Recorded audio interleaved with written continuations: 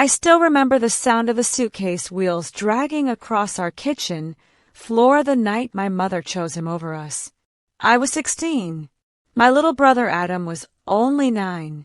"Mom, where are you going?" he asked, standing there in his school pajamas, clutching the dinosaur teddy Dad bought him before he died. She didn't even look at him. "Daniel is waiting in the car," she muttered while stuffing clothes into a suitcase. "I can't do this anymore." "Do what anymore?" "Be your mother." The house smelled like burnt toast because dinner had been left on the stove. Rain hammered against the windows of our small Manchester home while Adam started crying softly behind me. "Mom, please don't leave us," I whispered. She finally turned around, annoyed more than emotional. "You think this is easy for me? I deserve happiness too." Then she walked out, just like that. No hug, no promise, nothing. The front door slammed, and Adam screamed so loudly it still echoes in my head 10 years later. That night changed everything. The electricity got cut off 2 months later because Mom stopped paying bills. I lied about my age and started working evenings at a takeaway after school. Adam used to wait for me awake every night pretending he wasn't scared. Sometimes I'd hear him crying quietly through the bedroom wall. And every single time, he'd ask the same question. Why didn't Mom love us enough to stay? I never had an answer. Meanwhile, Mom was posting smiling Facebook photos with Daniel from London restaurants and beach holidays in Spain like we never existed. No birthday cards. No calls. Nothing. Adam stopped mentioning her after a while. That was the worst part.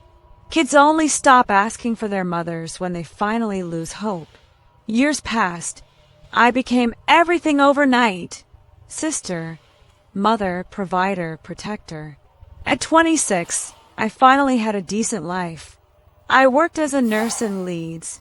Adam had earned a scholarship, and for the first time in years, things felt stable. Then one rainy November evening, my phone rang. Unknown number. "Hello!" A weak voice answered. "Emily!" I froze. I hadn't heard that voice in nearly a decade. "Mom!" She started crying immediately. Real crying. Not the dramatic kind. The broken kind. "Daniel left me," she whispered. "I have nowhere to go." I felt absolutely nothing. No anger. No relief. Just emptiness. She explained everything between sobs. Daniel had cheated on her, drained her savings, and abandoned her after she became ill. The friends she sacrificed her children for disappeared overnight. Funny how life works. Then came the question, could I stay with you for a little while? I looked across the room at Adam, sitting on the sofa studying for university exams. He looked peaceful for once. Peace. Something we fought years to build after she destroyed us. I walked into the kitchen holding the phone, so tightly my hand hurt. And then she said the sentence that shattered me completely. "I know I was a bad mother, but I'm still your mom." No. A mother is the person who stays.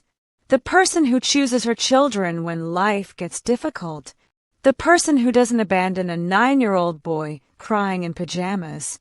I closed my eyes and remembered every night Adam went hungry so I could eat. Every Christmas we wrapped pound shop gifts pretending life was normal. Every school meeting I attended alone because there was no parent left except me. Then I quietly asked, "Did you ever think about us while you were happy with him?" Silence. That silence told me everything. I looked back at Adam again. He noticed my expression and mouthed, "Who is it?" I swallowed hard. Then I finally answered her. "You stopped being our mother the night you walked out that door." And I hung up. For a moment, the room was completely silent except for the rain outside. Adam stood slowly.